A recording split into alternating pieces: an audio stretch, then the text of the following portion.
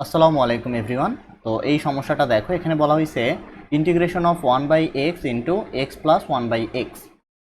তো এটাকে আমরা যদি ইন্টিগ্রেশন করতে চাই বা যোগজীকরণ করতে চাই, তাহলে দেখো এটা কিন্তু দুটো ফাংশন আছে, একটা হলো 1/x আর একটা হলো এক্স প্লাস 1/x। তো দুটো ফাংশনকে আমরা এক করার জন্য 1/xটাকে যদি গুণ করে দেই ভিতরে, তাহলে কী হবে, integration of 1/x into x, তাহলে এক্স আর এক্স কাটা গেলে শুধু 1 থাকবে, তাহলে এখানে 1 মাঝখানে প্লাস, এখানে 1/x ইন্টু 1/x, তাহলে 1/x²। এখানে আছে কি dx। এখন দেখো এটাকে যদি একটু সাজায় লিখি, তাহলে ইন্টিগ্রেশন অফ 1 তো থাকবে নাকি। আচ্ছা, আমি যদি dxটাকে ভাগ করে দিই তাহলে আমাদের জন্য বুঝতে সুবিধা হবে। তাহলে 1কে নিয়ে এটা হবে শুধু dx, মাঝখানে প্লাস ইন্টিগ্রেশন অফ 1/x², মানে x⁻²।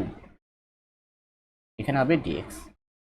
এখন দেখো আমরা চাইলে সরাসরি করতে পারতাম, যেহেতু এটা প্রথম ম্যাথ, যার কারণে আমি একটু ভেঙে দেখাচ্ছি তোমাদের। এখন আমরা এখানে কোন সূত্রে অ্যাপ্লাই করব? দেখো, প্রথমত এইটার জন্য আমরা একটা সূত্র শিখেছি যে ইন্টিগ্রেশন অফ শুধু dx যদি থাকে, এটার ফর্মুলাটা কি, যে x প্লাস c হয়। এটা হলো আমাদের প্রথম ফর্মুলা। আর এইটা করার জন্য আর একটা ফর্মুলা আছে, যে ইন্টিগ্রেশন অফ x⁻n dx, এটা কি হয়, x⁻n plus 1 divided n plus 1 plus c, নাকি। দেখো এই যে এই ফর্মুলা থেকে কিন্তু এটা প্রমাণ করা যায়। আলটিমেটলি এই দুটো ফর্মুলাই কিন্তু তোমাদের আমি শিখিয়েছি আমার যে প্রিভিয়াস থিওরি ক্লাস আছে সেই থিওরি ক্লাসে। তো এই ফর্মুলা দুটো যদি এখানে অ্যাপ্লাই করি, তাহলে ইন্টিগ্রেশন অফ dx হবে শুধু x,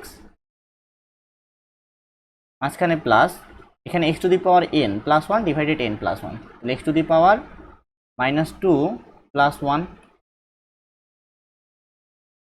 divided -2 plus 1 plus c। একটু যদি ক্যালকুলেশন করি তাহলে x এই মাইনাস হয়ে যাবে, এখানে চলে আসবে, আর x⁻−1 তাহলে 1/x লিখতে পারি প্লাস c।